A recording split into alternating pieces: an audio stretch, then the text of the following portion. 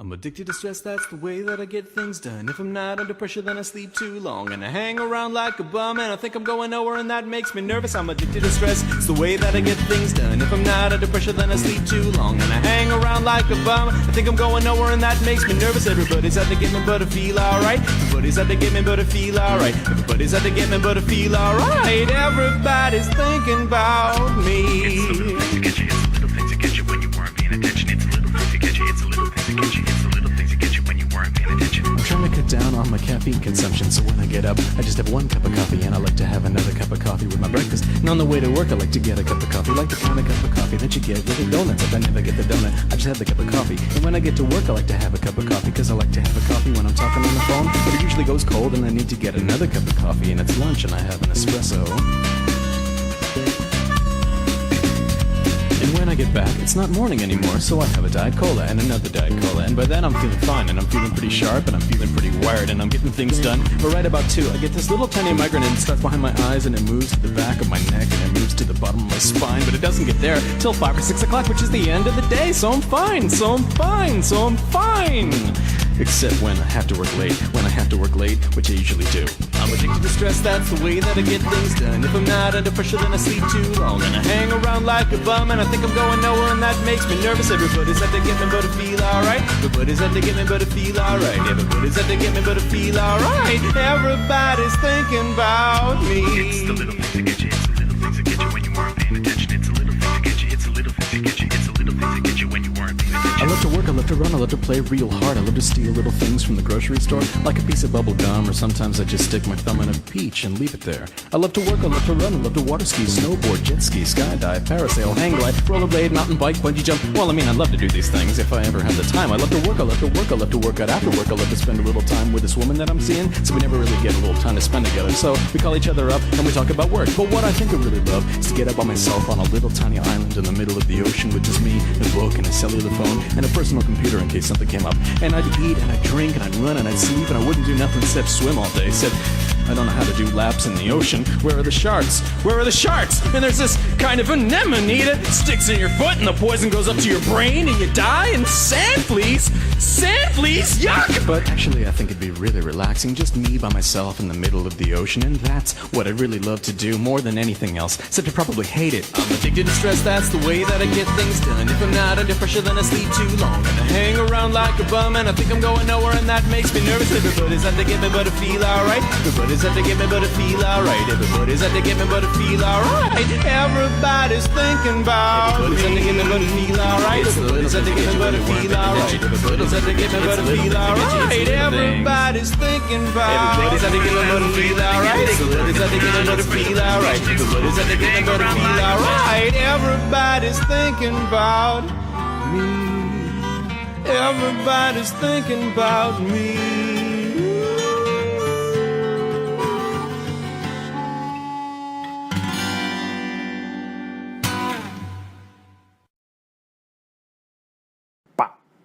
Hababa, hababadagada, hababadadaba, hatapadagadaga, hatada, hababa, hababadagadaga, ba, bababa, babababa, babababa, ba, habababa, hababababa, babababa, hababa, Hawa, ha, hadabadaga, hababam, habababa, hawawa, ha, hadabanda, ha, hawawa, hawawa, papa, hadades, pa, badaga, patada, patada, pakada, patad, habadagada, patades, hadaba.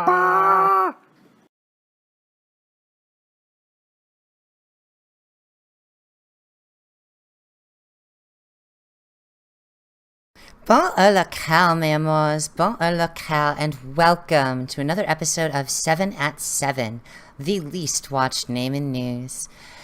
Oh, I pick my stream memes, my stream videos by whatever's making me laugh at the time. Doesn't really matter how old it is, and every fucking time I watch that Dog of Wisdom video, it just makes me burst up laughing a bit when they get to the end of that knock-knock joke. I love it. I'm so glad for you guys to be here today, and I'm so glad to be here for you, because I honestly think we have a very important topic to discuss, and that topic is fuck the EU. And before we actually get started, there's one thing I have to say, and this was at the request of someone from one of the Discord servers I'm in. And what I have to say is this. Fuck the EU, coming straight from the internet. A young Polak got it bad, because they wrecked. The commie corruption and Merkel think that they have the authority to sanction that minority. Fuck that shit, cause Poland ain't the one for a socialist fucker with a plan to be done with nationalists. They can't throw in jail Central Europe's toe-to-toe with that socialist hell. The EU's fucking with them cause they remember the atrocities of communism and the mess they assembled. I can't continue, I'm sorry. I wrote out this whole fucking thing because someone mentioned it in the chat and I was just giggling at the idea. But that is literally what we're here to talk about today. Of course, there's a few other stories that we have to get through before we get to that. So let us just dive right in and get to that first story. And this story comes straight out of the I fucking told you so like 8 months ago department. Everyone is talking about the Awan brothers, the former employees of Debbie Wasserman Schultz, and the Clinton campaign, the people who basically ran a fucking muck when it came to working working for the Senate. They've taken advantage of the rules that state that staffers can't make more money than senators and representatives by looping in their entire family working multiple jobs for multiple staff positions, with a couple of them making upwards of $160,000 of taxpayer money every year. And of course, they also had shady businesses, which I've discussed before, not on this show specifically, but my streams. And it's about fucking time people are actually discussing this shit. I've talked about this shit, the Awan brothers specifically, for like most of this year, to be honest. And it blows my mind that now we're finally seeing these stories come out. And of course, the Daily Caller happened to be the best article on the subject. They've talked about it before too, so it's not that nobody's talking about it. It's not that no one had talked about it before. But, I mean, the fact that it's finally being addressed is very important. So, to the article, the used car dealership, known as CIA, never seemed like an ordinary car dealership, with inventory, staff, and expenses. On its Facebook page, CIA's staff were fake personalities, such as James Falls O'Brien, whose photo was taken from a hairstyle model catalog, and Jade Julia, whose image came from a webpage called Beautiful Girls Wallpaper. If a customer showed up to looking to buy a car from Cars International A, often referred to as CIA, Abid Awan, who was managing partner of the dealership while also earning $160,000 handling IT for House Democrats, would frequently simply go across the street to another car dealership called AAA Motors to get one. If AAA borrows a car to Cars International and they have a customer, it would simply take the car across the street and sell it, then later on give the profit back, or not. Nazir Khatak, who ran the long-standing AAA dealership, testified in a lawsuit. There was no documentation. If you go and try and dissect, you will not be able to make any sense of them, because there were many, dozens and dozens of cars transferred between the two dealerships and between other people. Khatak did not explain why he would ruin his existing business to help the Awans. All of those transactions was to support Cars International A from AAA Motors, he testified. That's why I did not make any money from my dealership, because my resources were supporting Cars International A. He said only Imran Awan knew what became of the money. It was Abid Awan's brother, who was running the business in full control. Imran Awan and his family members were congressional IT aides who investigators said made unauthorized access to the House Democratic Caucus servers thousands of times.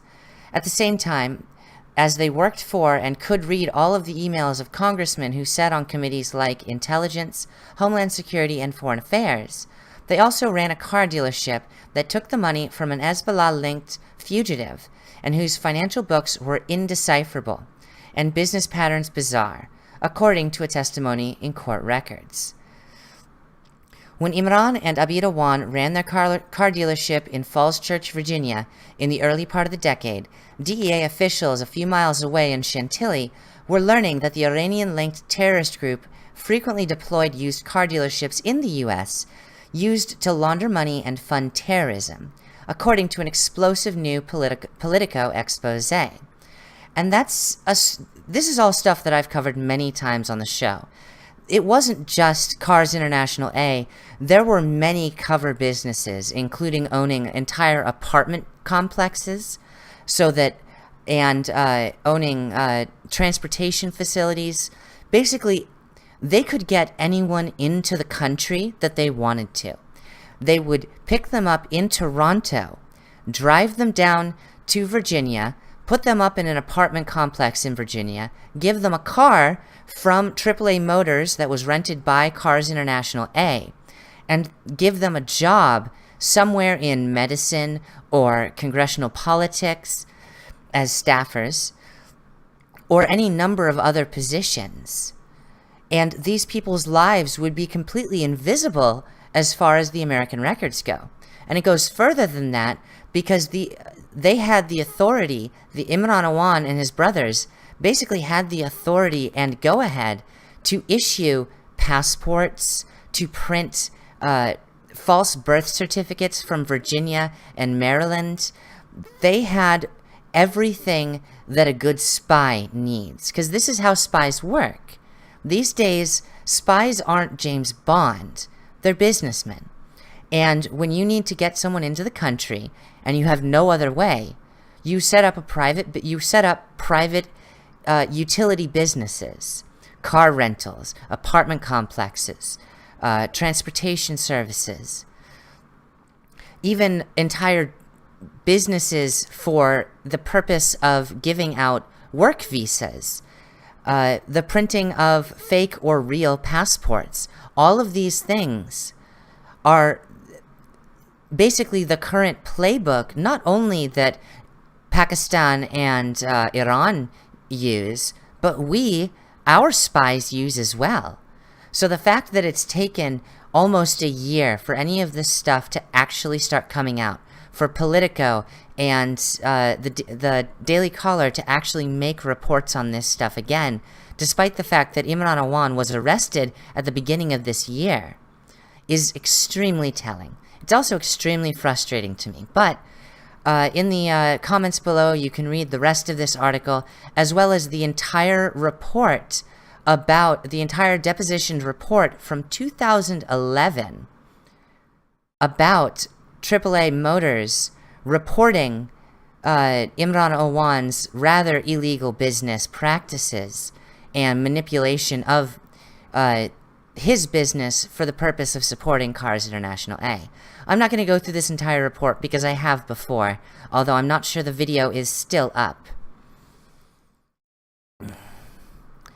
However, it's definitely worth a read because this shit is fucking insane. It's so crazy as you read through it, you just wonder what the fuck was actually going on. And let's face it, most people... Excuse me. I'm sorry, my throat is very sore.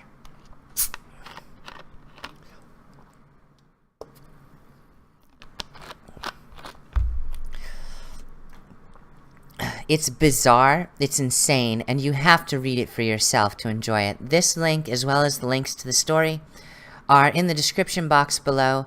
And as with a number of links down there, I might not get through the entire article or publication And it's definitely worth going into the description just to check those links and see what else is there, because I've got a lot to go through tonight.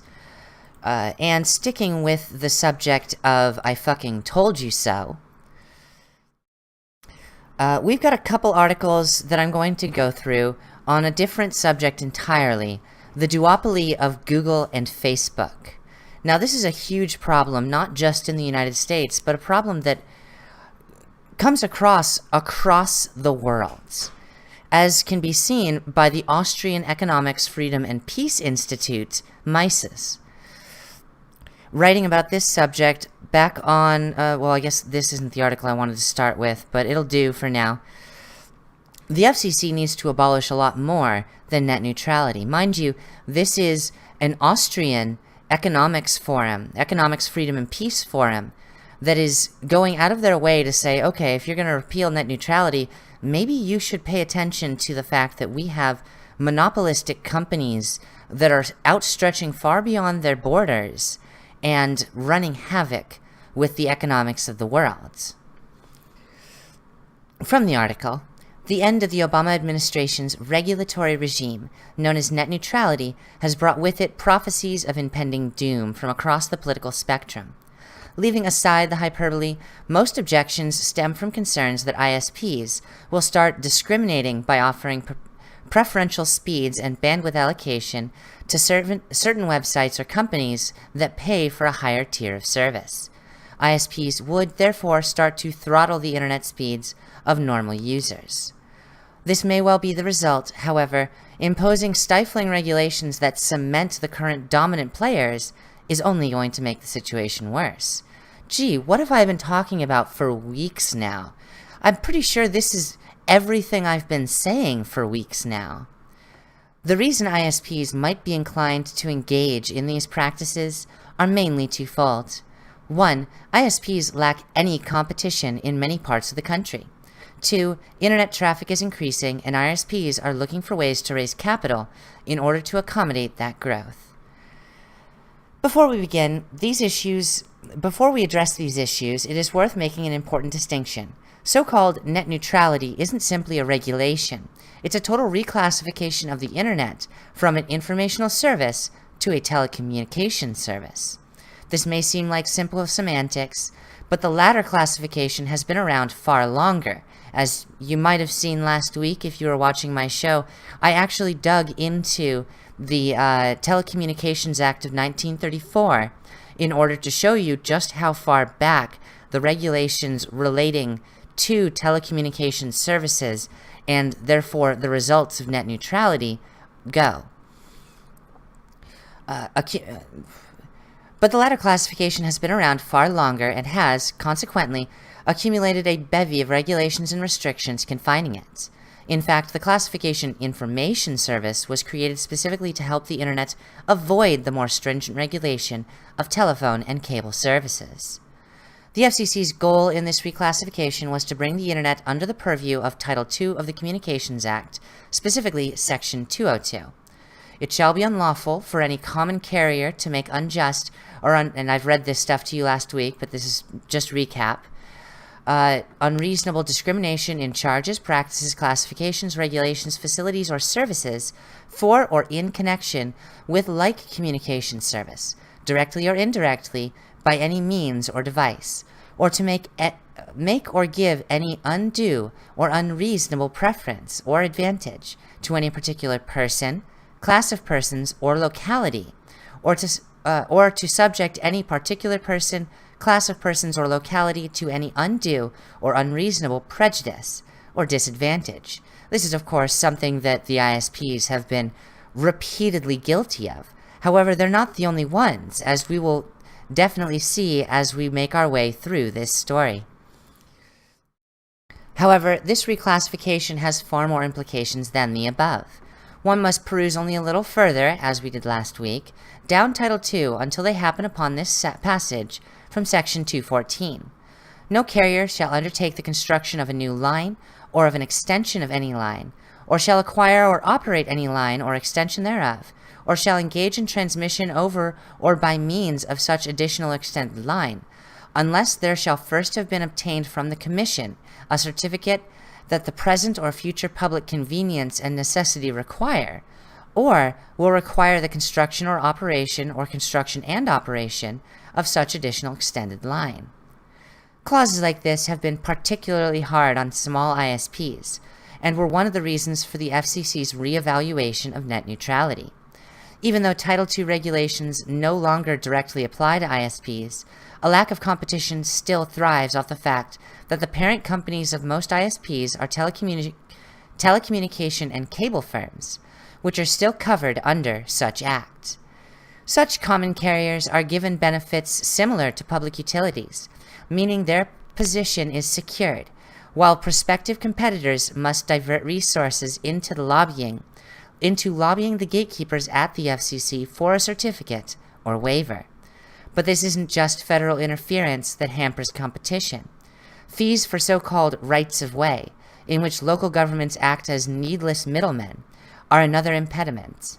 Impositions such as these effectively give telephone and cable companies government-granted monopolies over certain parts of the country. This, of course, is one of the biggest reasons why I was against net neutrality entirely, because it completely stifles competition on so many levels, and not just with telecommunication services, but application and content providers, which are the other two classes of services which are covered not only under the Telecommunications Act, but also were covered under net neutrality.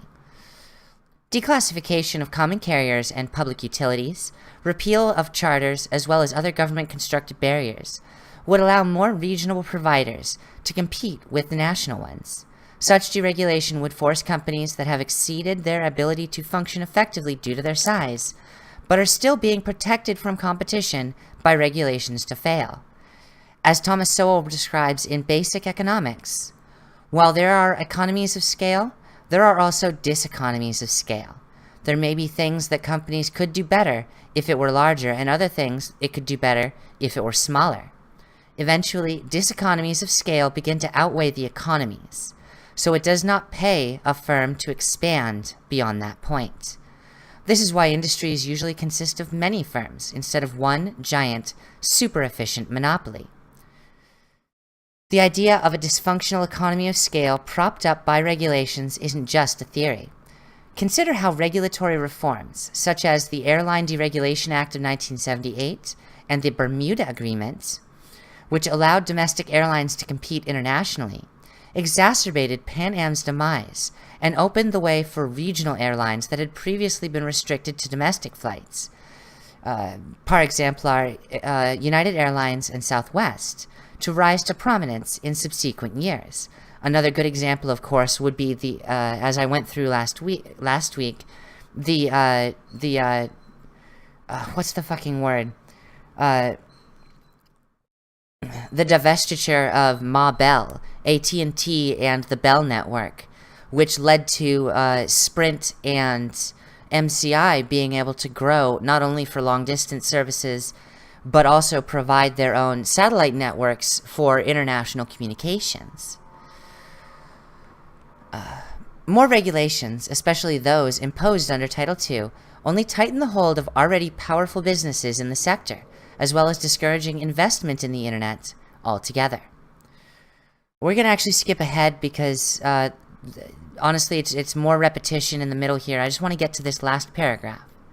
These last two paragraphs, rather. Perhaps most concerning is the claim that, without net neutrality, ISPs will start splitting the internet into packages, as in Portugal. However, this neglects the important detail that Portugal is already under the jurisdiction of the EU's net neutrality regulations, as well as the fact that the ISP accused of this was, in fact, offering extra data for specific content in addition to their standard plan, not as an exclusive service, as was misleadingly claimed. Many comparisons can be drawn between the current consolidation of ISPs and the monopoly power enjoyed by AT&T until its dissolution via antitrust law. However, the most distinct similarity is the special relationship AT&T held with the U.S. government, which culminated in AT&T's nationalization in 1918. This uncannily mirrors the relationships that modern ISPs possessed and with local and state governments.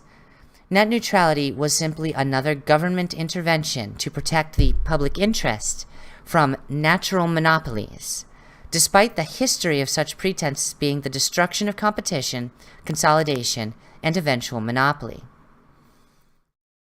This, of course, is just a lot of review of things that I was talking about last week, but there's a reason that I wanted to address all this, and the reason that I brought up the so-called application and content providers, because this deregulation is now going to open up the internet to investment as far as competition to companies like Google and Facebook. From the Wall Street Journal, who has a really bad habit of fucking me over when it comes to reading directly from their sites, the Google-Facebook duopoly threatens the diversity of thought. A monopoly on the means of communication, Robert Shea and Robert Anton Wilson wrote in Leviathan, their 1975 novel, may define a ruling elite more precisely than the celebrated Marxian formula of monopoly in the means of production. Bear that in mind when you hear this next statistic. In 2017, Google and Facebook have accounted for 84% of all digital advertising outside China, including 96% of its growth, according to an industry forecast this month from Zenith, Magna, and Group M. Those figures should create more than the typical economic concerns about market concentration. Specifically, the tech duopoly's dominance threatens the marketplace of ideas. Beyond advertising, Google and Facebook control how millions of people find... How millions of people find their news. Americans are far likelier, collectively, to encounter articles via search engines and social media than on a news site's homepage. Google is used for nearly 90% of online searches in the US. A Pew survey this summer found that the four most popular social media sites for getting news are Facebook, YouTube, which is owned by Google, Twitter, which has a Google partnership, and Instagram, which is owned by Facebook. No more than 5% of Americans use another social media platform to get their news. In a November speech, Ajit Pai, chairman of the Federal Communications Commission, argued that edge providers, like social media websites and search engines, routinely block or discriminate against content they don't like.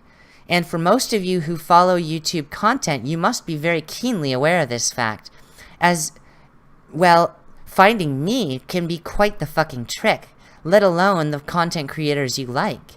You have to go well out of your way to find, say, the honey badgers, or anyone you genuinely appreciate to bring you the news. Even Styx Hexenhammer has had repeated problems with YouTube outright blocking him in countries outside of the United States, despite the fact that nothing he does is against the YouTube terms of service. He's a very professional individual when it comes to his work, and yet, despite his nearly 200,000 subscribers, he does not get placed into recommended boxes. He is often taken out of people's subscription boxes, and outside of the United States, you will get a "this video is not allowed," in your country marker just by trying to visit a link to his videos.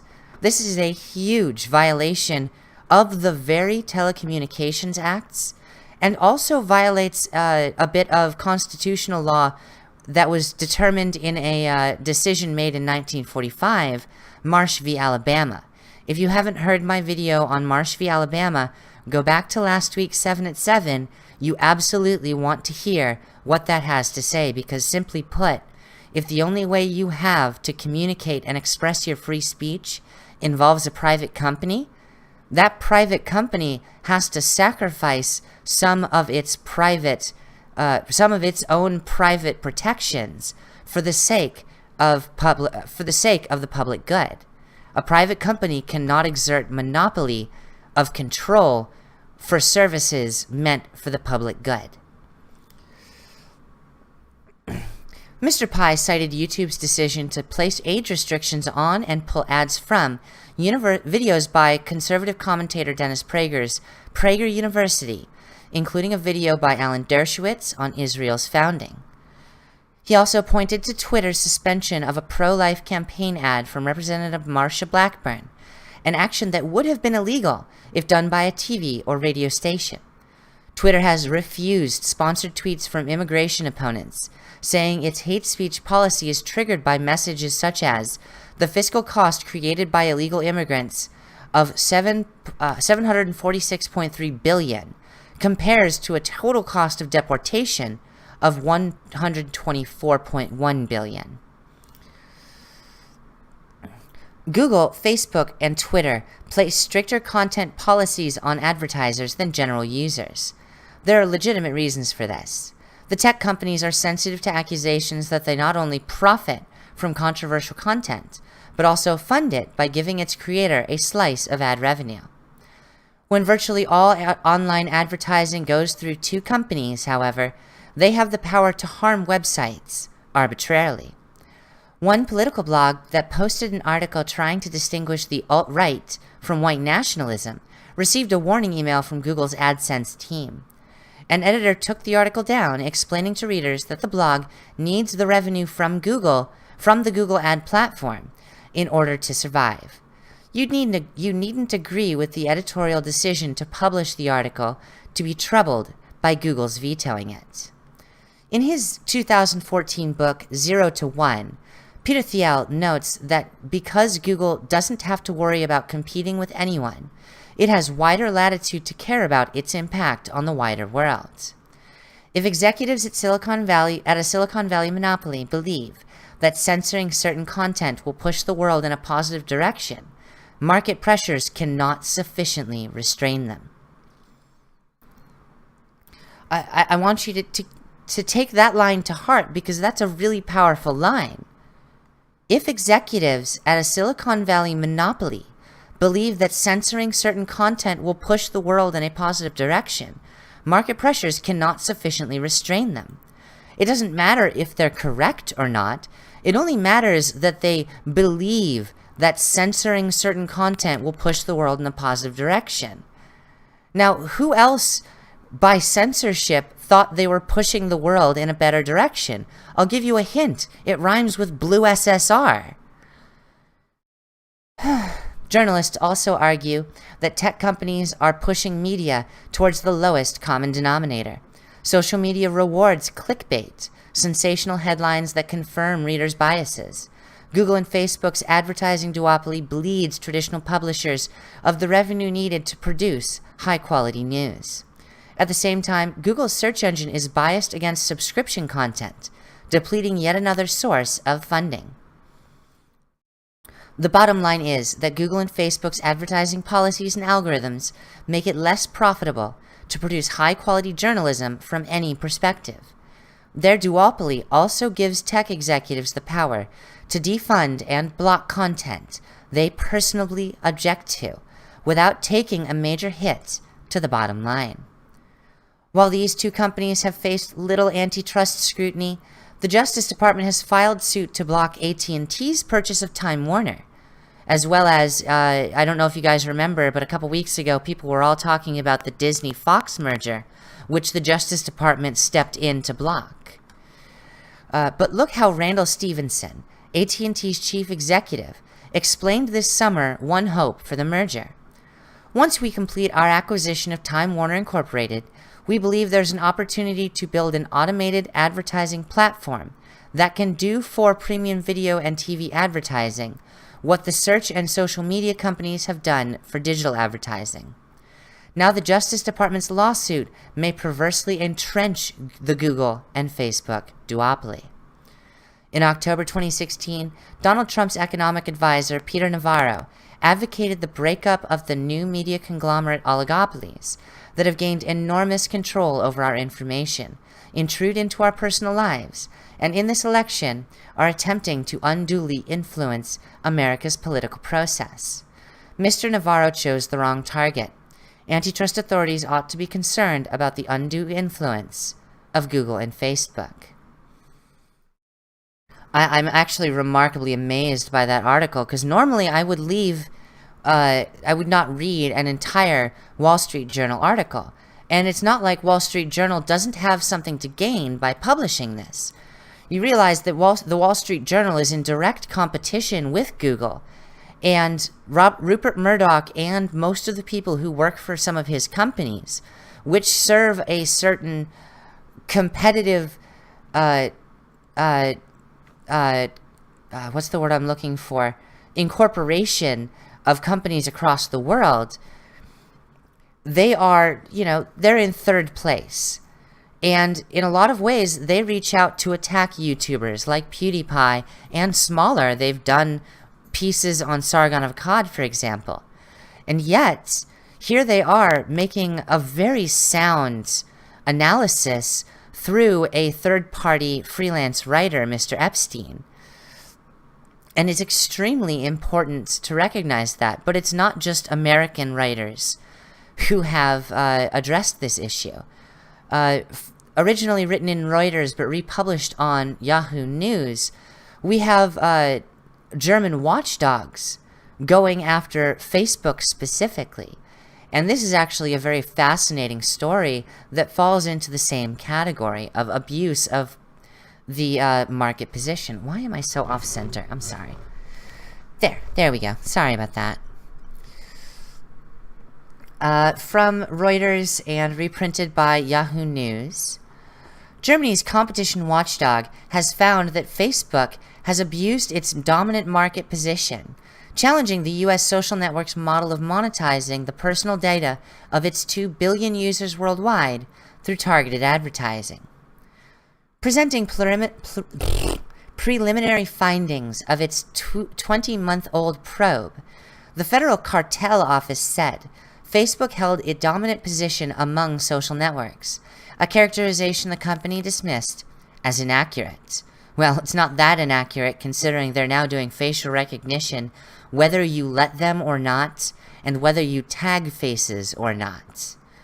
The case is being closely watched in Germany, where concerns over data privacy are strong due to a history of state surveillance under both Nazi and communist rule. Facebook has been running an ad campaign to try and allay those fears. Separately, Berlin will introduce a law in the new year imposing fines of up to 50 million euros on social media platforms that fail quickly to remove posts that propagate hate speech, a crime in Germany. Now, this is one of those places where Germany is literally putting American companies in a catch-22, but we're going to have to address that subject in about 10 minutes because, oh my God, I am not going to be stopping on the EU in just a moment. But I want to address these issues of antitrust from Google and Facebook specifically before I get there. The Antitrust Authority objected to Facebook's requirement that it gain access to third-party data when an account is opened, including from its own WhatsApp and Instagram products, as well as how it tracks which sites users access. By the way, if you do not have Do Not Track or a tracking ghoster installed, if you're not using Brave, Pale Moon, the Ghostery plugin on Firefox and or Google Chrome, if you're using Google Chrome, holy fuck, you're fucked by Google. Do it now. Go get Ghostery. Go get Brave, the Brave browser. Go get the Pale Moon browser, depending on your taste in browsers, because everything you do is tracked and sent back to Facebook. Above all, we see the collection of data outside the Facebook social network and its inclusion in the Facebook account as problematic, Cartel Office President Andreas Munt said in a statement. This happens when a Facebook user views a page with a Facebook like button embedded in it, even if they don't click the button itself, he added. That's not entirely true. It doesn't even have to have a Facebook like button on the page. It doesn't have to have the Google Analytics code in it. All that has to happen is for you to have clicked the link within Facebook or have visited Facebook during that session beforehand, and you are being tracked, or you follow the link from Google, or you click the link on Twitter or Google+, you will be tracked at that point. Tracking has gotten a lot more advanced than people realize. On Monday, France's data privacy watchdogs say that it may fine WhatsApp, the encrypted messaging app, if it does not comply with an order to bring sharing of user data with Facebook into line with French privacy law. Now, this is actually a really fascinating one, because French privacy laws don't actually completely protect users in the event that they're determined to be violating a law, including hate speech laws. So this statement is kind of misleading. WhatsApp currently leaks all of your encrypted chats back to Facebook for tracking purposes. However, they refuse to send that tracking data to France. And what France wants is to flip that coin entirely and stop WhatsApp from giving private data to Facebook, and instead, upon request, give that information, that encrypted data, to the French government themselves, to the EU government themselves. Responding, Facebook said the cartel office had painted an inaccurate picture, but it said it would cooperate with the German investigation. Although we are popular in Germany, we are not dominant, its head of data protection, Awan said in a blog post.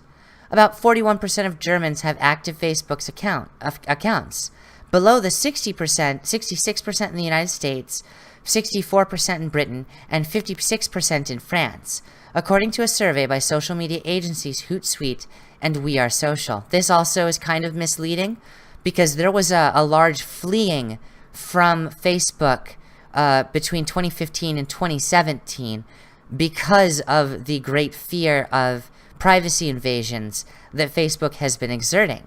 This is why the 20-month investigation by the German cartel office has been going on.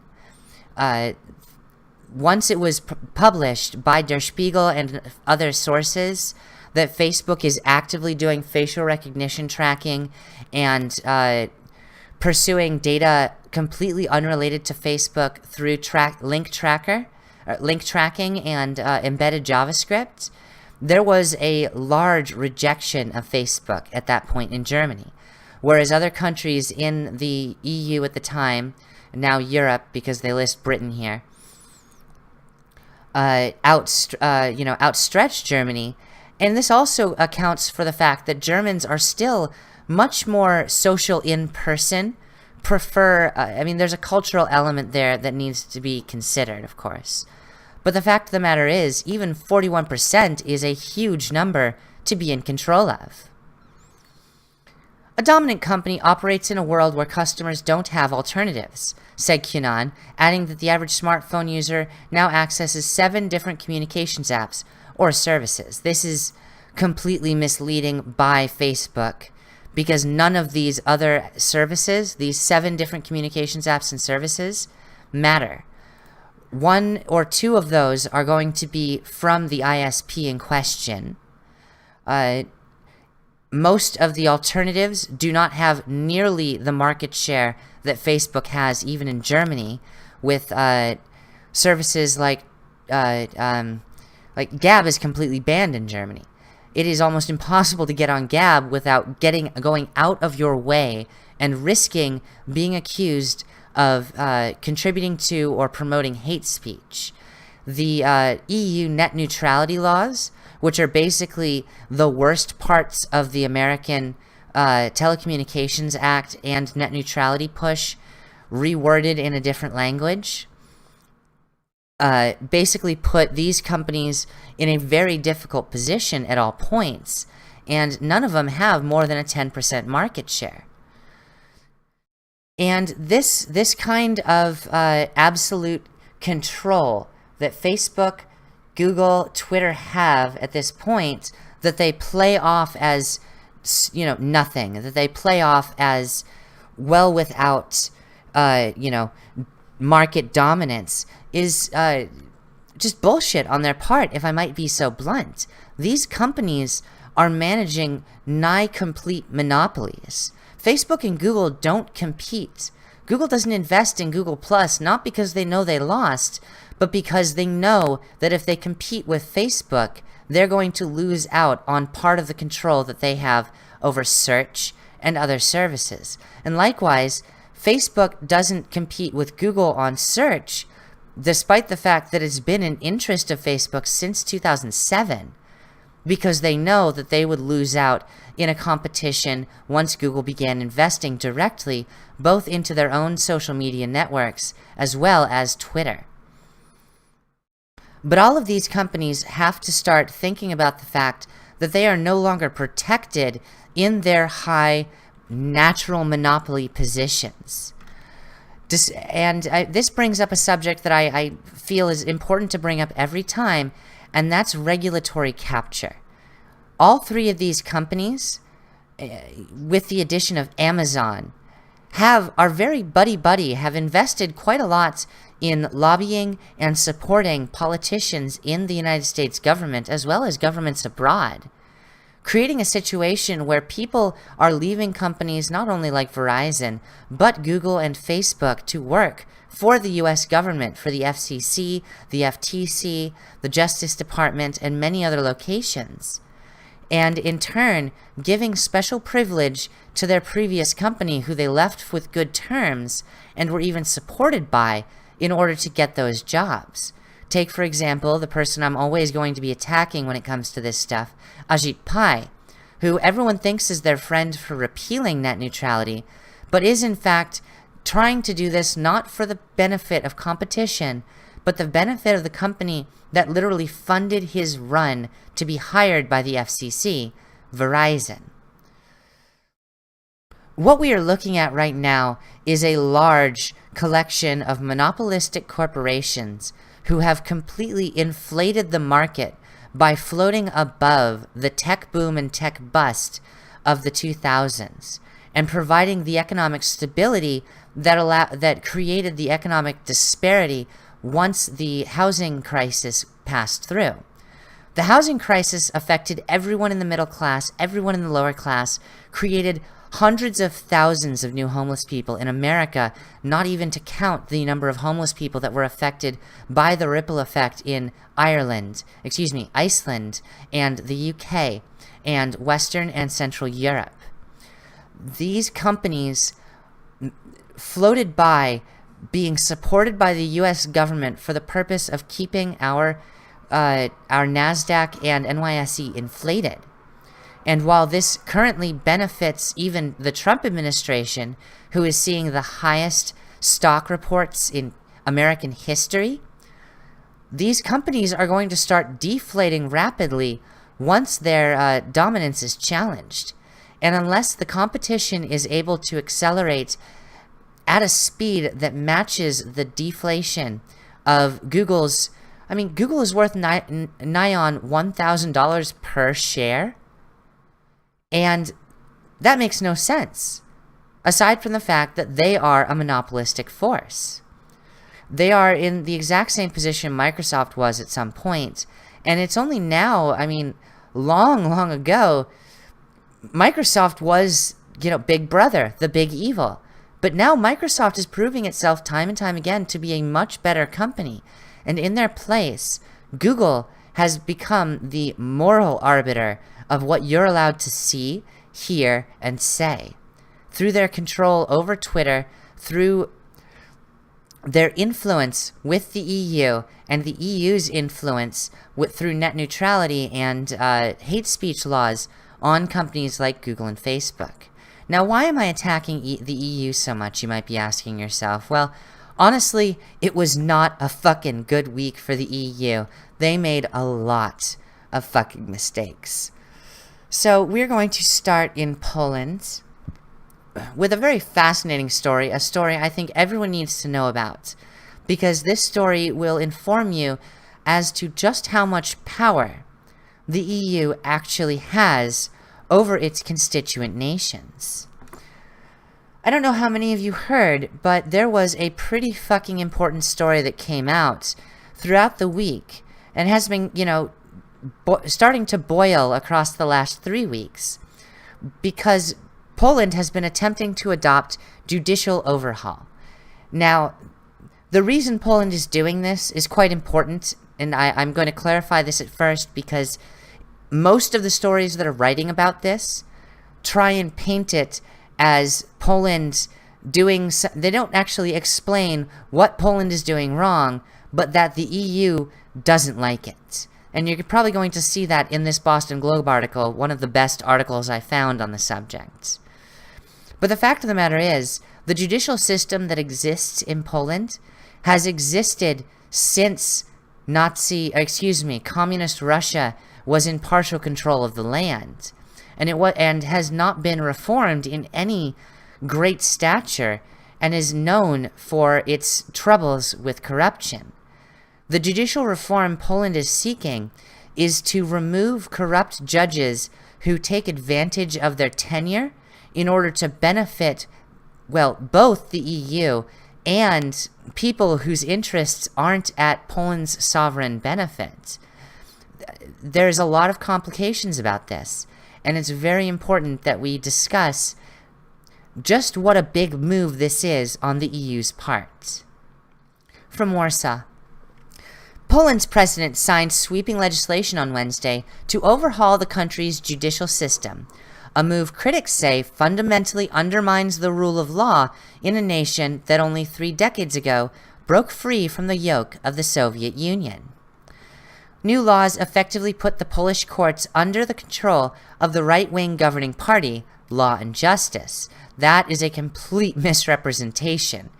What it does is open a number of seats while removing known communist actors from the judiciary.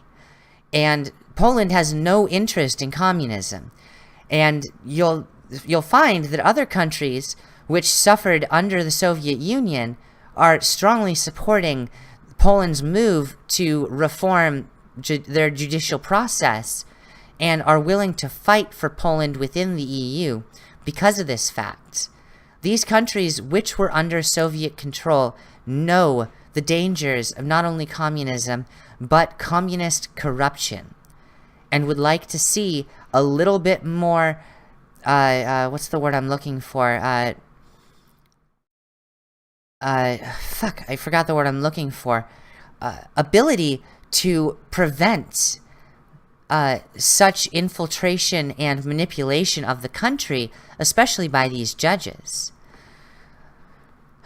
President Andrzej Duda signed them, defying a formal warning delivered hours earlier by the European Union, which called the legislation a serious breach of the core values on which the Union was founded.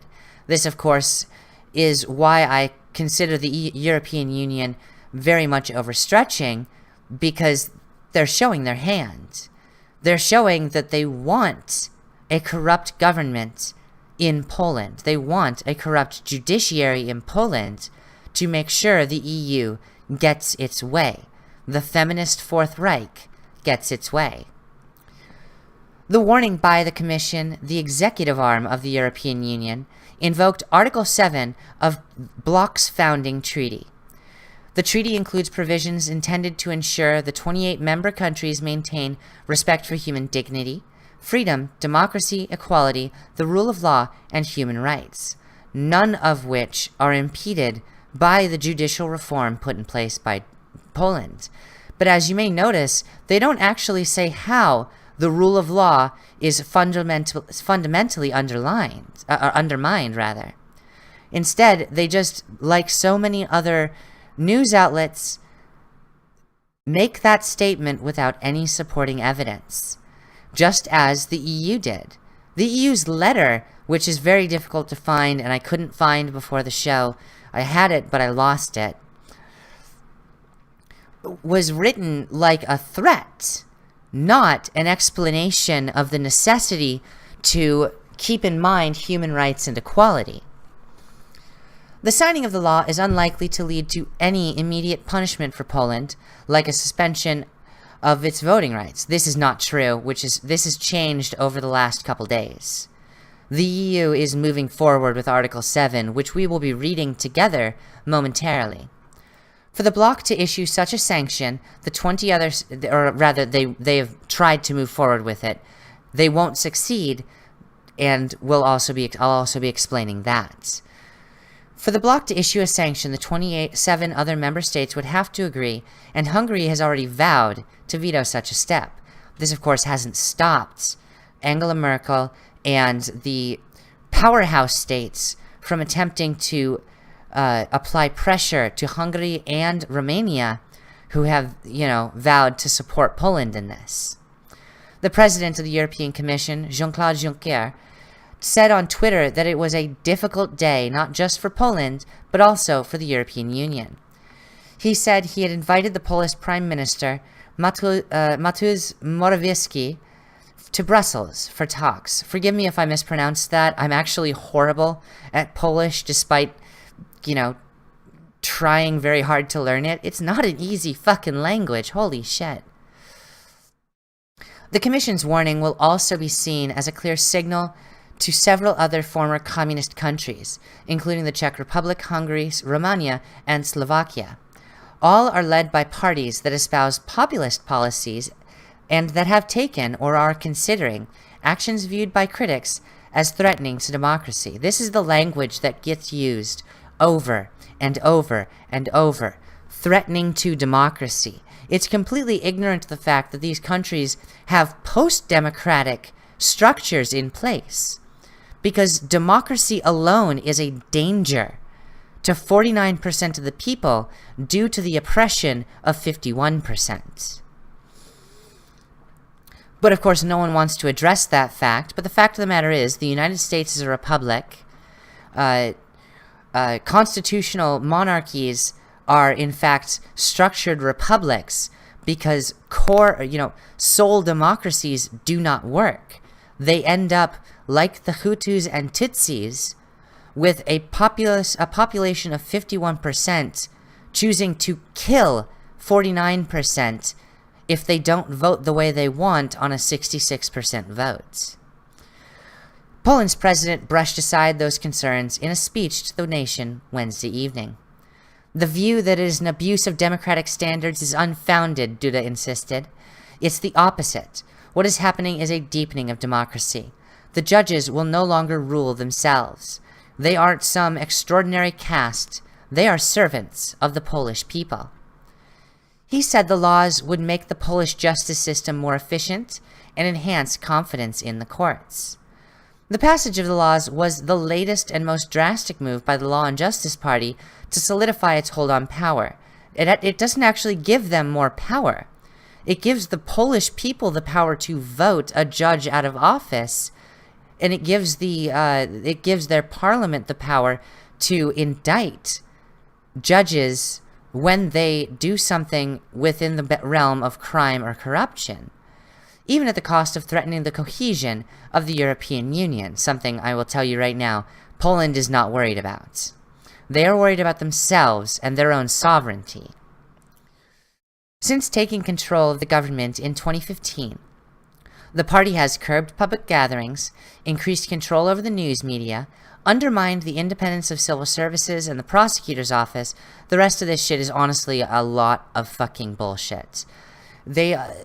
A lot of these countries, a lot of the news that comes out about Poland directly attacks their actions, when the reality is it gives the average Polish person more liberty and more comfort in the knowledge that they are not going to be forced to follow a governing body that is not the sovereign governing body of the nation. It gives them liberty from the European Union more and more.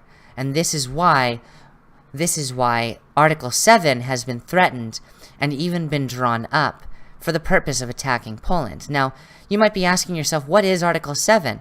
Article 7 of the Lisbon Treaty is a means by which unanimous vote of the 27 or the 28 member states of the European Union can take action against what they believe to be a single member state acting outside their collective interest. Collective interest, mind you. So, from the article, on a recent proposal by 1/3 of the member states, which they have. They've gotten 10 member states to Germany, France, I can't remember all the states, but they pulled in basically all of Western and Northern Europe to attack Poland on this subject. On a reasoned proposal by 1/3 of the member states, by the European Parliament or by the European Commission, the Council, acting by a majority of 4/5 of its members after obtaining the consent of the European Parliament, may determine that there is a clear risk of serious breach by a member state of the values referred to in Article 2. This, of course, was what was listed before here, summed up here: respect for human dignity, freedom, democracy, equality, the rule of law, and human rights, given more detail in Article 2. Before making such a determination, the Council shall hear the member state in question and may address recommendations to it, acting in accordance with the same procedure. The Council shall regularly verify that the grounds on which the determination was made continue to apply. This is literally external control of the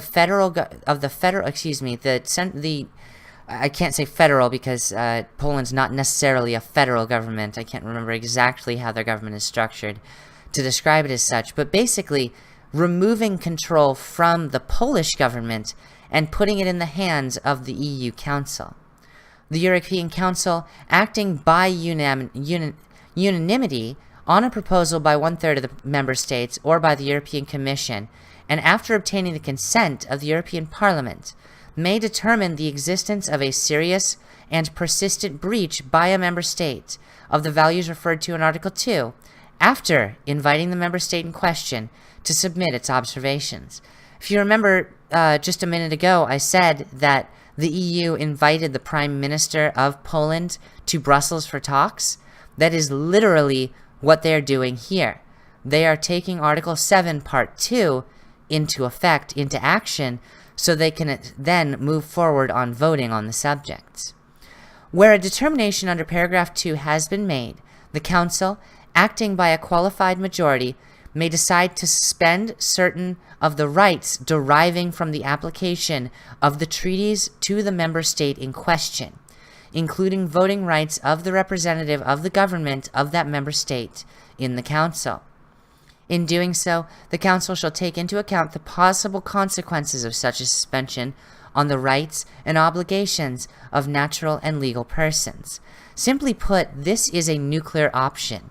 This essentially says, we are taking away your right to vote in the EU, and we may put upon you additional sanctions, such as trade sanctions, economic sanctions, even billing the country, charging them money for not playing along with the EU rules. EU rules which have thus far removed sovereignty from so many nations, forced nations to take immigrants, and threatened them with sanctions if they didn't. The Council, acting by a qualified majority, may decide subsequently to vary or revoke measures taken under Paragraph 3 in response to changes in the situation. The voting arrangements applying to the European Parliament, European Council, and the Council for the purpose of this article are laid down in Article 354 of the Treaty of the Functioning of the European Union, which I'm not going to get into now, but this, you can go through the Lisbon Treaty, which is a dense fucking article, a dense fucking treaty if you'd like to, in the links in the description below. I highly recommend you do. Now here's the thing. Poland isn't alone right now, because it's not just Poland who is facing threats. This action against Poland could move forward as additional action against Hungary and Romania, as you will see. From the I can't remember what this is called. This newspaper is, DW. I can't remember what that stands for off the top of my head. I'm so sorry. Hungary will block punitive EU action on Poland. Hungarian Prime Minister Viktor Orban said his country would form insurmountable roadblock against EU's attempts to trigger Article 7. Orban said, if one attacks Poland, it attacks all of Central Europe. Hungarian Prime Minister Viktor Orban on Friday said that Hungary sees a strong Poland as a vital component of a Central European caucus within the European Union, and that he would, therefore, block any suspension to suspend Poland's voting rights within the EU. The European Commission recently launched proceedings to trigger Article 7 against Poland for breaching the European common values and rule of law, which they don't do. We need to make it clear to the EU that it is pointless to even start proceedings against Poland, as there is no chance of seeing it through, because Hungary will be there and form an insurmountable roadblock, Orban said. Commission Vice President Franz Timmermans said Poland's ruling Law and Justice Party had adopted 13 laws in the last 2 years that created a situation where the state can systematically interfere with the composition, powers, the administration, and the functioning of the judiciary. This is completely untrue. What they did was take away the power that the Polish judiciary had to act as a separate, unaddressable, unimpeachable ruling class that was able to do whatever they want with Poland, no matter how corrupt, and usually sided with the EU in ways that affected Poland very negatively. The Prime Minister emphasized that this was in the interest of the Hungarian nation to have solidarity with the Poles, and to make it clear that no EU punishment could be imposed upon them. The overwhelming majority of Poles think about immigration the same way as the Hungarians. Orban highlighted the decision of the Visegrad Group countries, Hungary, Poland, the Czech Republic, and Slovakia, to provide significant financial assistance to Italy to stop migrants at sea borders. He said millions of people in Africa would migrate in coming years, with one route coming through Italy. Orban said this should be closed and Italy protected. But they're not the only country, mind you, and it's not just the Visegrad Group. Romania, a country that I keep an eye on by watching V, because I love his content, but also because it's a fascinating country as a litmus test within the EU. Romania is ready to go to war with the EU because they appear to be next in line after Poland. Romanian President Klaus Iohannis warned his country could be on a collision course with the European Union over planned judicial reform. Mr. Iohannis said Romania could end up like Poland, which faces censure from Brussels over controversial constitutional changes deemed illegal by the EU. This, of course, is from the Express in the UK. Romania's ruling coalition plans to push ahead with changes to the legal system despite the bitter dispute between Warsaw and the EU, which claims Poland's constitutional court has been disempowered by the overhaul and judges demoted to agents of the ruling PiS party. Completely untrue. Complete and utter bullshit. The judges merely lost their protected, unimpeachable position and are now servants of the Polish people again. When asked if Romania could face similar sanctions to Poland, Mr. Iohannis said that risk exists. If someone thinks that changing justice laws will not have any consequences, then that person has just fallen from the moon. The consequences will depend on the gravity of the changes. The Senate has adopted amendments to a law regulating the status of judges and prosecutors, including new sanctions against judges and prosecutors thought to have acted in bad faith. Critics of the legislation, including opposition politicians, argue that this could compromise the independence of the judiciary. Well, it's already been proven that these judiciaries are not independent and serve the interests of the European Union, not the interests of their nation's people. Attempts by the ruling Social Democrats and their liberal junior coalition partner, ALDE, to change justice laws led to the biggest protests Romania has seen since the fall of communism in 1989, earlier this year, which have resumed on a smaller scale in recent weeks. Mr. Iohannis spoke as EU chiefs prepared to punish Poland by stripping it of its voting rights as they step up in their fight against the Eastern European state. The European Commission is now closer to taking the unprecedented step of triggering Article 7, the so-called nuclear option, after Poland repeatedly ignored threats and requests for dialogue over controversial policies. Warsaw's ruling Law and Justice Party is overhauling Poland's constitutional court to bring more control to the government. That's inaccurate. They're doing it to bring more control to the people. The fact that they are in power right now is inconsequential because they could lose that power just as easily. They only have a 54% majority, and even then that majority can be questioned due to coalitions made at any point in the coming year. The EU is concerned Poland is undermining democratic checks and balances on Wednesday and launched the unprecedented process to suspend Poland's voting rights in the European Union. There also have been, of course, threats of sanctions, trade sanctions against Poland, as well as forcing them to accept immigrants, which I find fascinating in and of itself, that a sanctioned punishment is you have to accept immigrants. Why is the EU choosing to use accepting immigrants as a punishment? I want you to think about that one.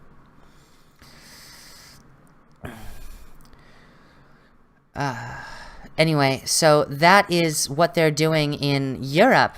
However, the EU isn't just addressing their own member states. Not only have they overreached with Poland, but they are now overreaching with the United States by coming right out and saying they think that it breaks WTO agreements and, in fact, international law for the United States to implement the tax reform that I was talking about 2 weeks ago. A tax reform bill that I'm very proud has passed, even in its slightly stripped-down form. For those of you who haven't been following, the U.S. tax reform has essentially cut taxes between 10 and 15% across the board, creating the largest benefits to the lower and middle class that have been seen since before the Reagan administration. The Reagan administration was the last time we've seen any tax cuts of this scale, but this is the first time since, I want to say, Carter, Johnson, and Kennedy, that the American middle class and the American lower class have been benefited so greatly by a tax and budget bill. But the European Union is heavily intimidated by this shit for a single reason. It's also going to open up European investors to begin investing in the United States and punish companies with an excise tax for using their external subsidiaries in foreign countries to purchase items from outside the United States, encouraging the purchase and trade by within the United States of products that are sold within the United States. Oh shit, wrong article. Let me swap this around right quick, because I really think that this ZEW article from a couple weeks ago is one of the best to address. From the ZEW, U.S. Congress is this is also about a week old, but it's everything it talks about is still right on the fucking money. The U.S. Congress is fast approaching a consensus on a comprehensive tax reform, which this week that consensus was met. Through certain details still remaining it looks like U.S. companies can expect to see their tax bills go down considerably, in addition to the 10 to 15% that all Americans will be seeing going down as well. The reform will also lead to radical changes in how corporations are taxed in the United States. From now on, the U.S. tax authorities will no longer tax the worldwide income of U.S. companies. Instead, following the concept of territoriality, only profits generated inside the United States will be subject to tax. That is fucking amazing, especially for small businesses that operate on an international scale over the internet. The benefits are amazing. The Center for European Economic Research, CEW, in Mannheim, together with the University of Mannheim, have conducted a comprehensive study analyzing the effects of this reform on international tax competition. This is actually the very study which, while supportive of the Trump administration's actions, was used and held against the United States in the article we'll be reading next. According to the findings, the reform will lead to a significant decrease in the effective tax burden, including U.S. state taxes, on companies operating in the U.S. from 36.5% currently to 22.7%. This is caused not only by the considerable cut in the federal statutory tax rate from 35 to 20%, but also the planned immediate write-offs for certain capital assets. Following the reform, the effective tax burden on the firms in the U.S. will be lower than that in Germany, 28.2%, and close to the EU average, 20.9%. This tax cut, along with the decision to stop taxing worldwide income and move towards territoriality, instead will also alter the incentives for international investment, with the U.S. becoming an even more attractive investment location for European companies after the reform is implemented. However, U.S. companies investing in Europe will also face a lower tax burden since, according to territoriality, there is no longer an obligation to pay U.S. taxes on top of the taxes paid to host countries on profits generated in Europe. Keep that in mind. Keep that little detail in mind. U.S. companies investing in Europe will face a lower tax burden since, according to territoriality, there is no longer an obligation to pay U.S. taxes on top of the taxes paid to host countries on profits generated in Europe. Someone is going, in an article coming up, you're going to see someone make some statements that accuse the United States of exactly the fucking opposite. And it blows my fucking mind that they use this as their reference in the matter. EU countries with lower tax rates, such as Ireland, will particularly benefit, while countries like Germany, with a competitively high tax rate, will become less attractive to investors. The tax reform in the U.S. isn't just going to stoke tax competition between the United States and Europe. Competition between EU member states for U.S. investment is also going to intensify. And Germany is going to lose out, says ZEW research associate and leader of the study, Professor Christoph Spangl, describing the findings of the study. The consequences of the reform for direct investment flows between Europe and the U.S. could be considerable. According to the findings of the study, we can expect to see German companies increase their investment in the U.S. by around a quarter after the reform. In terms of current EU efforts to combat tax avoidance, the results of the study are somewhat sobering. EU anti-avoidance legislation cannot protect against loss of revenue due to this tax reform in the United States. On the contrary, the legislation could further reduce investment in Europe because the risk of double taxation is increasing. This risk of double taxation, again, is why the EU is in so much trouble, because they're making accusations against the U.S. for which they are at fault. Let's take a peek over at that. Sorry, again, wrong article. Oh, no, that's not one of the articles I wanted to read. Oh well. Alright, so from the Property Gazette, U.S. tax reform breaks global rules, EU says. No, I'm sorry, EU. You're the one breaking global rules, specifically the WTO agreements on export excises. Export excises. European finance ministers are worried. They say the U.S.'s big tax reform bill contains measures that would unfairly disadvantage European businesses and contravene global fair taxation rules. It's very ironic that they're saying this, because they're trying to pass the buck onto the United States. They're trying to blame the United States, when the fact of the matter is, they're the ones who are unfairly taxing within the European Union. Last week, the finance ministers of Europe's 5 biggest economies, Germany, France, the UK, Spain, and Italy, wrote an anxious letter to their American colleague, U.S. Treasury Secretary Steven Mnuchin, and copied it to all senior Republican politicians in the Congress and Senate. Notice it's not all senior politicians in the Congress and Senate. It's all senior Republican politicians. Let that sink in. The letter's thrust? The draft U.S. tax bill, if passed as written a week ago, would represent a break with global fair taxation rules as applied to corporations, and represent a thinly disguised form of trade war. The United States is Europe's single most important trade and investment partner, the finance ministers wrote. It is important that the U.S. government's rights over domestic tax policy be exercised in a way that adheres with international obligations to which it has signed up. The inclusion of certain less conventional international tax provisions could contravene the U.S.'s double taxation treaties, which may risk having a major distortive impact on international trade.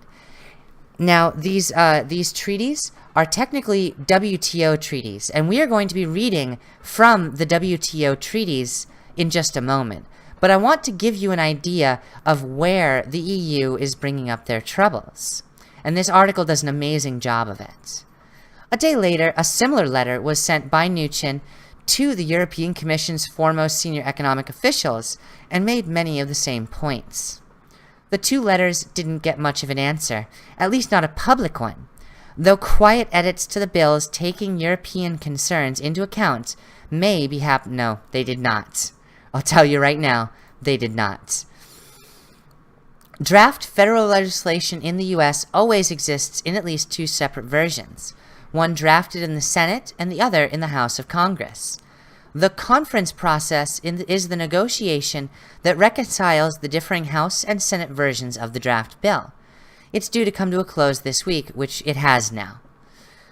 The three specific measures that were brought up in the European letters. 1. An excise tax. First, the House bill proposed a new excise tax of 20%, levied on payments made when an American company buys goods or services from a foreign subsidiary or affiliate, unless this subsidiary elects to treat the payments as income in the U.S. This is why it was important to address that stuff from the ZOO press release that I was talking about, because the U.S. is no longer taxing profits made within, outside of the U.S., instead addressing directly territoriality. The European finance ministers argued that this measure would break WTO rules because it levies a tax only on foreign goods and services, not on the equivalent domestically produced goods and services. They said it also amounts to double taxation because it would effectively tax the profits of non-U.S. resident companies after they already paid taxes on those same profits in their home countries. Now, that's strange, don't you think, that they would make an accusation of double taxation on such a thing? Why would they bring up double taxation? Well, the reason is because their taxes are so excessive that they recognize that if anyone actually looks into the texts of the General Agreement of Tariffs and Trade of 1947, they would find out that these European countries are actually well within violation of the World Trade Organization agreement. From Article 1, Part 1, Article 1 of GATT 1947.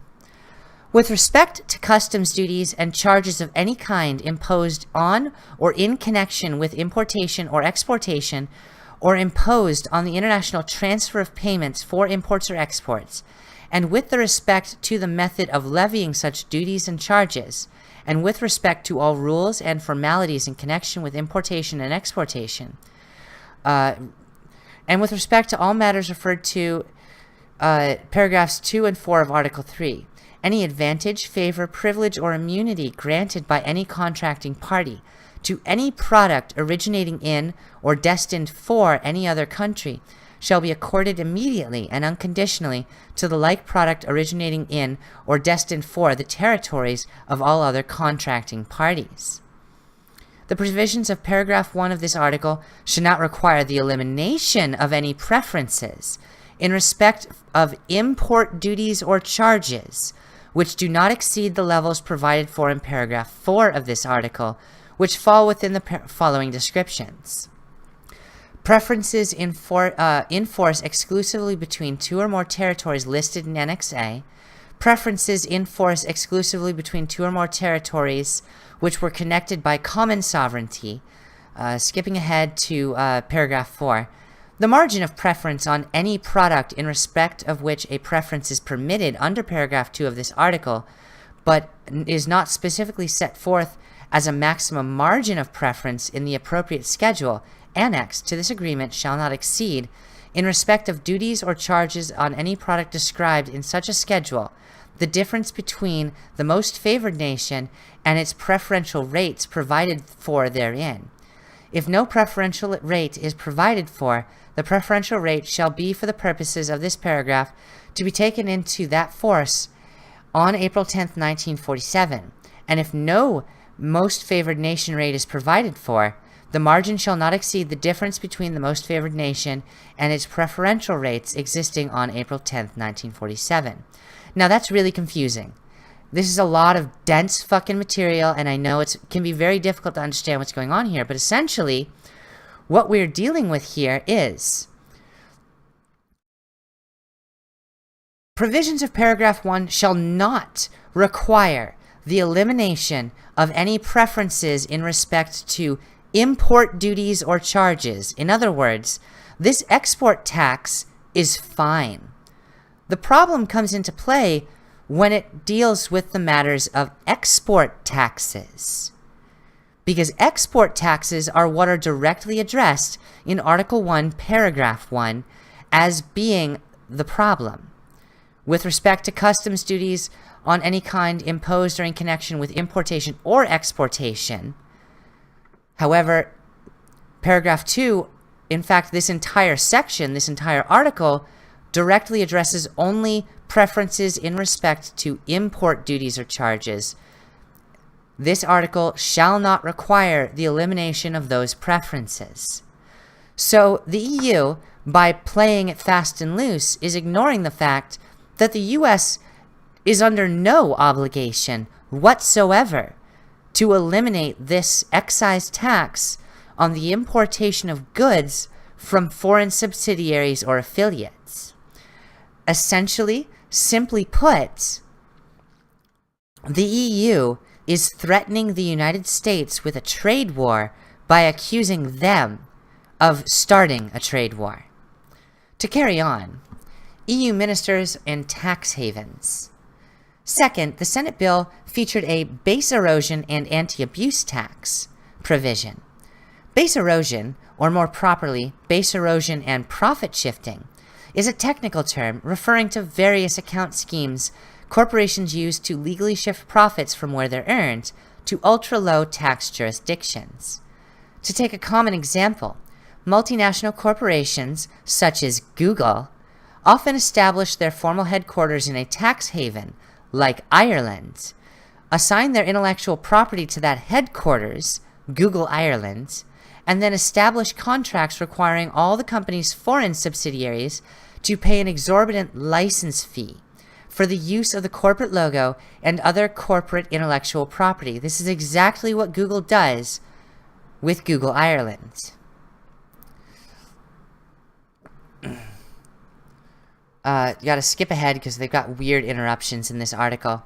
The licensing fee is set ahead at a rate that cancels out the net revenues of the subsidiary corporations, leaving them paying no taxes in the countries where they actually produce or sell goods or services. The net effect of this profit-shifting scheme is the erosion of the base tax of these countries, hence base erosion. The EU finance minister said that preventing base erosion is an important goal, but the provision appears to have the potential of being extremely harmful for the international banking and insurance business, as cross-border intragroup financial transactions will be treated as non-deductible and subject to a 10% tax. This may harmfully distort international financial markets. No, I'm sorry, EU finance ministers, but in this case, it punishes companies who abuse their multinational status for performing this kind of shifting of finances. They would essentially be forced to pay a 10% tax on any transfer of wealth, for example, from the United States to Ireland for the sake of avoiding taxes. And mind you, Google and many other companies do this with Ireland, with the Bahamas, with Luxembourg, with Belgium. And the EU benefits greatly from it. This won't destabilize or distort international financial markets. It will save the United States from being taken advantage of by the EU market. And finally, lower taxes on income from intangibles. Finally, the Europeans criticized a proposal in the Senate bill for a preferential tax regime for foreign-derived intangible income. In essence, when U.S. companies earn income outside the U.S. via licensing fees, those fees would be taxed at a reduced corporate tax rate of 12.5%, compared to a proposed 21% federal tax rate for all other corporate profits. This moved to 22% in the finalized Senate bill and was agreed upon between the House and Senate on that number. The Europeans wrote that this would subsidize exports compared with domestic consumption and could face challenges as an illegal export subsidy under WTO rules. Again, we've already covered this. These are actually actions that the EU has taken and are trying to defend now that the United States is defending themselves against unfair practices used against them by the European Union. Moreover, the design of the proposed regime is notably different from accepted intellectual property regimes by providing a deduction for income derived from intangible assets other than patents and copyright software, such as branding, market power, and market-related intangibles. Are the criticisms from the European justified? In a word, yes, according to experts DW consulted, but the DW happens to be somewhat fucking biased in that matter.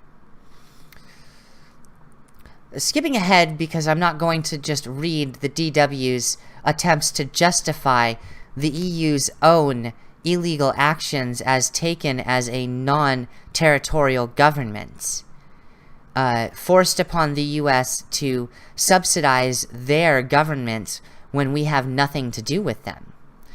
Instead, I'm going to jump ahead to this paragraph down here.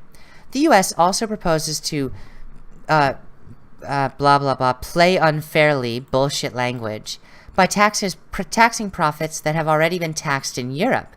No, this is actually an outright lie, as discussed in the previous article, and this is why I felt it so important to read the ZEW report for you, because they are blatantly misrepresenting the ZEW's report for the sake of making this specific argument.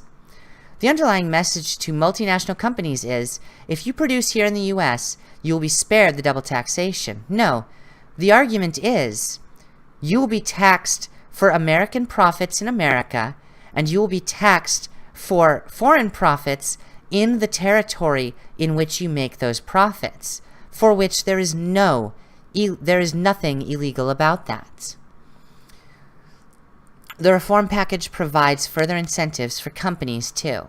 With the creation of a so-called patent box, U.S. legislators want to incentivize companies like Apple to register their patents and trademarks within the U.S. by means of preferential tax rates on profits generated, the aforementioned 12.5%. A fair tax regime, in an biased party's view, should not offer tax rebates for certain types of profits. However, in Germany, in France, in Sweden, and Norway, the EU provides preferential tax rates for the exact same thing. However, these preferential tax rates are 15 to 17%, meaning the United States will now have a competitive tax, preferential tax incentive.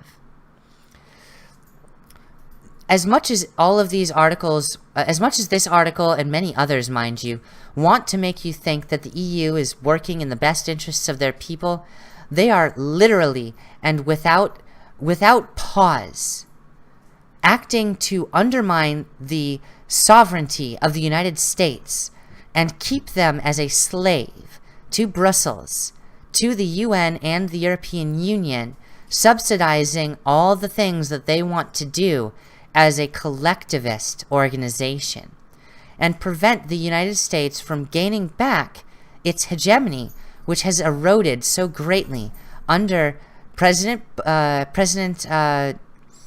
Bill Clinton, President Bush, and President Obama. Am I saying the United States should be a world hegemony? No. But I don't think the EU should be one either. Doing this is going to take a little bit more power out of the European Union's hands over the United States. And by doing so, serve as inspiration for all of the BRICS nations, Brazil, Russia, India, China, and Saudi Arabia, that they don't have to play entirely by the EU's rules.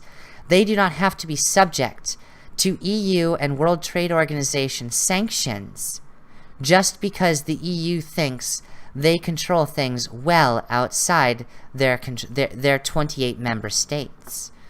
I want you to go through and read all the documents within the WTO Marrakesh agreements, as well as the General Agreement on Tariffs and Trade 1947, and understand what these globalist organizations actually say as compared to what the European Union wants us to believe they're saying.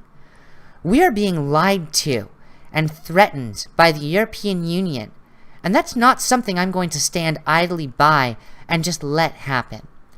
I do these stories for you because no one else seems to want to address the issue that the European Union is rapidly becoming a political force, the likes of which haven't been seen since the Second and Third Reichs. This is a serious problem indeed, and I just saw a super chat from Egregious Charles, $20, thank you so much. He says, Merry Christmas, Sevi. A very, very Merry Christmas to you too. Oh, someone in the chat wanted me to reread that quote from Hintze. Just a second, let me reread that for you. The U.S. Hintze said, concluding, the underlying message to multinational companies is, if you produce here in the U.S., you'll be spared double taxation. But reading further on, however, countries like Ireland or the Netherlands already do that too, Hintze pointed out. Therefore, the indignation of the EU finance ministers is not very credible on this particular point. Thank you for bringing that up, Enada. That is absolutely tantamount. That is exactly what I'm trying to describe here. And I'm so glad. I can't believe I missed reading that. That is so very important in all of this.